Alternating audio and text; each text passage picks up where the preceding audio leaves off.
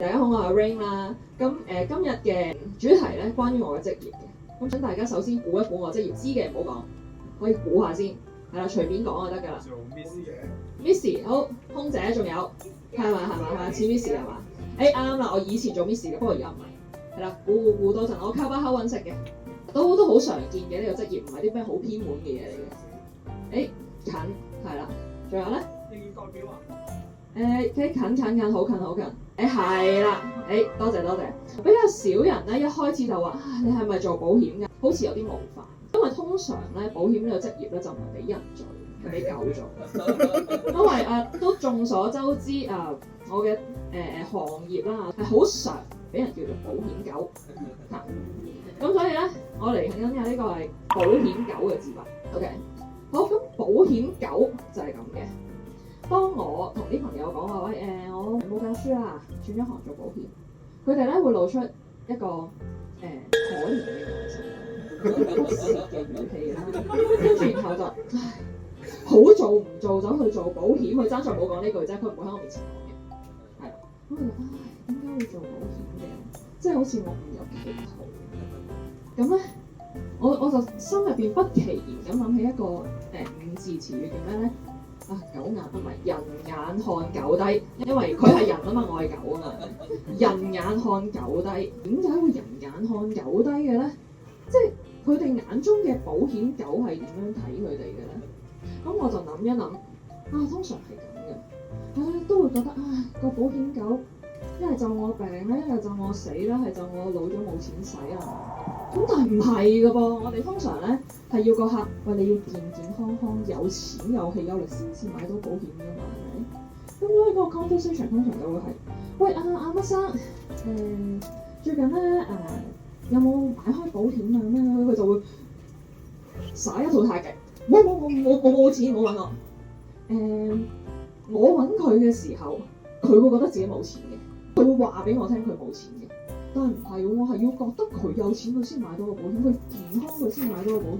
如果唔係，其實我買唔到㗎嘛。咁所以當一隻保險狗追住你嘅時候，大家重新轉念，佢係覺得你有錢，覺得你健康，或者覺得你靚仔先至會追住你。如果唔係咧，即係如果你想追住佢，佢走咧，通常係咩？又冇錢啦，又病啦，咁啊買唔到保險唔好揾我啦！你冇買冇得 claim 嘅咧，係咁噶嘛。咁所以當隻狗追住你嘅時候，你要開心，因為佢好欣賞你，佢覺得你好好，佢先會追住你。但係當人要追住狗嘅時候，通常係咩情況咧 ？No， 通常係你有養狗，同埋隻狗跑得比較快啫。正常冇養狗人，你唔會追住狗噶嘛，係咪先？咁咧又話説喺呢個保險狗嘅世界入邊咧，有一種人係咁樣嘅，佢冇養狗，亦都冇餵開啲流浪貓狗，但係咧佢好想過時過節嘅時候咧，隻狗咧擔盒月餅啦，擔啲月曆咧俾佢，想擔俾佢，點解咧？即係佢又唔想成日喺度慰問佢，你幾好嘛咁樣，但係咧又坐喺屋企好想人哋俾啲月曆啦，俾啲月餅啦，點解咧？點解呢隻狗要咁樣？點解隻狗要俾呢啲嘢佢咧？其實都係想有啖飯食啫，係咪先？你呢度又冇飯請佢食，又冇嘢陪佢玩，咁佢點解要俾你啫？所以但係啲人真係好矛盾㗎，我真係聽過話我好唔中意人 sell 嘅，但係咧我又好想過節嘅時候咧去問候下咧，咁問候得都梗有原因嘅啦，係咪？問候下你仲健唔健康啊？你仲買唔買到保險啊？買唔到 OK， 咁我唔會問你㗎啦。咁你想自己係仲買到保險可以有機會俾人問候定係還是我已經買唔到保險，隻狗都唔嚟追你，狗也不嘅情況咧，咁就各人有各人嘅選擇啦。好，咁狗話講咗好多，講下啲人話。咁咧話說我當時教書嘅時候同埋做保險咧都有一樣嘢都要做嘅，要打電話。咁咧有冇人中意聽嗰啲補習社電話㗎？即係作為家長嘅，中唔中意聽到補習社電話？點解嘅？咁可以揾到補習啊嘛。唔係，即係你嘅小朋友已經補緊習嘅時候，Miss 打過嚟，喂，有乜睇啊？有乜生啊？中唔中意聽？俾我揀多個啊嘛。哦，唔係嘅，通常唔係咁啊，通常打親嚟都係你個小朋友有啲咩事喺學校嗰度打交啊、鬧交啊、冇交功課啊嗰啲咁樣樣，所以咧打得通都有自學。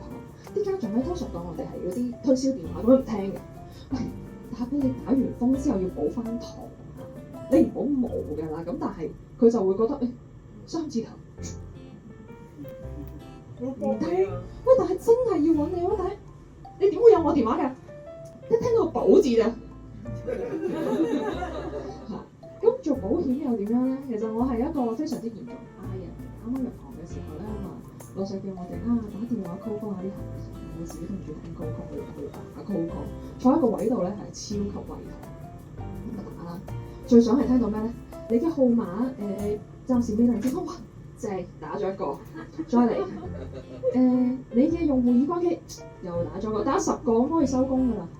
咁我交代咗俾個老細，但係我想唔想透過呢個 cold call 而開到一張單咧？其實我唔好想嘅。你試諗下，即係一個人聽到一張 cold call 就話哇，同你買保險嘅時候，我覺得佢應該都有啲事咧，先至會咁積極地買，即係想買保險。冇事冇幹都話我冇事，我唔需要，我唔買，咁先正常㗎嘛。通常一打個電話就嚟買，總會有啲警覺，所以都唔係咁好。咁所以咧後尾我發現。其實我又唔中意 cold call 又唔中意咁樣揾人，咁點算咧？我發現呢個世界咧個規律好簡單嘅啫，地球咧係俾 E 人住嘅。咁作為一個嚴重嘅 I 人咧，我應該係住喺 internet。咁住喺 internet 又有啲咩可以做咧？我發現我可以重操故業，寫手冊。寫咩手冊咧？以前寫手冊咧寫俾家長嘅，而家我寫手冊咧係寫俾啲冇家長嘅人，寫俾孤兒。咩叫孤兒啊？有冇聽過一啲電話就你有冇啲保單冇人跟進啊？我哋係邊間保險公司，所以我都冇喺嗰間保險公司買，點會有人跟進我咧？嗰啲通常都係 call centre 買 call 嘅，即係咧基本上叫你咩強積金有啲咩更新啊，咩你個保單有冇跟進嗰啲，全部都係假嘅。call centre 打俾你，打到一隻 call，喂，約到客啦，俾錢，係咁嘅啫。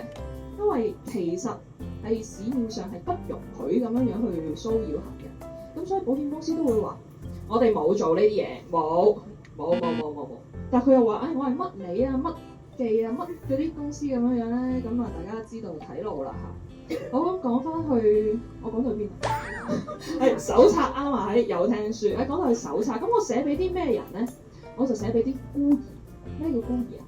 持有保單而沒有人服務嗰啲孤兒，係啦，孤兒單。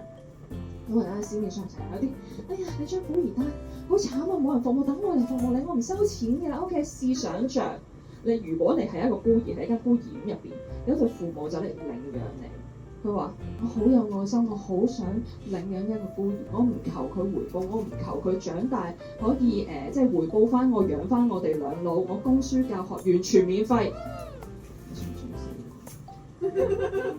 如果當佢哋有咗自己嘅小朋友嘅時候，仲會唔會咁愛你咧？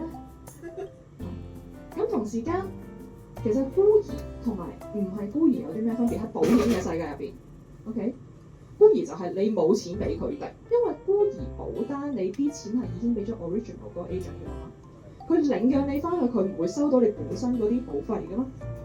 咁咩叫親生咧？真係喺佢度買單有俾錢，係啦，咁係會有個分別喺度。OK。咁嗰啲打住旗號話，喂，孤兒好慘啊，不如我服務你啦。其實背後就係咩？嗱，你長大啦，你識行識走啦，你之後要點啊？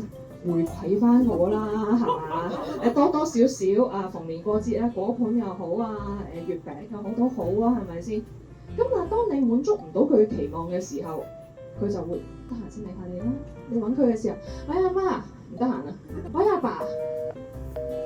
即係你會揾佢唔到嘅，咁所以我呢本手冊係寫俾佢哋做乜嘅咧？我會話俾你聽，其實人人都有機會成為孤兒㗎，只要你條命長過嗰張保單嘅有效期，或者長過嗰個保險 agent 嘅工作週期，即係你喺佢退休之前，你未死，係啦，即係咧，當佢退休早過你張單完結。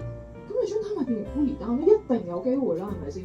除非你話你個保險 agent 細過你好多嘅，通常你又唔會咁樣幫襯佢，你覺得佢冇經驗。咁所以咧，需要 redefine 一件事，就係所有保單都有機會成為孤兒單。所以搞清楚係咩？你搞得掂自己咧，你係唔需要俾嗰個 uncle auntie 話，哎呀我領養你啊好好啊咁樣咧去水嘅水你開多張新嘅單，基本上都要供20年以上嚇。咁你有冇咁多個20年可以俾佢浪費你嘅青春咧？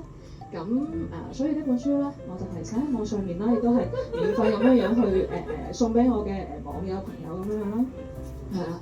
咁所以咧嚟到呢度，咁都想嚟做翻個簡單嘅 conclusion 係咩咧？祝各位孤兒可以自立自強，或者如果唔介意嘅話，可以領養一隻狗，佢願意成為你最忠實嘅朋友。